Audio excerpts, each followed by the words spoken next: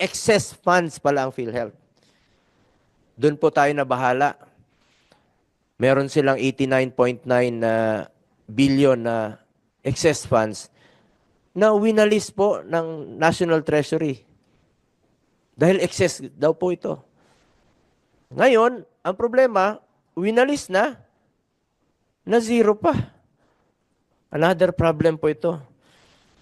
During the past 5 hearings of this committee regarding PhilHealth funds, which started last July 30, pang-11th na po ito ngayon, including HEA, it was revealed that PhilHealth has excess funding of about 500 billion, while we pointed out that the agency's lapses is not utilizing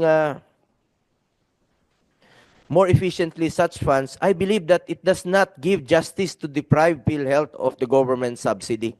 It is the poor, the hopeless,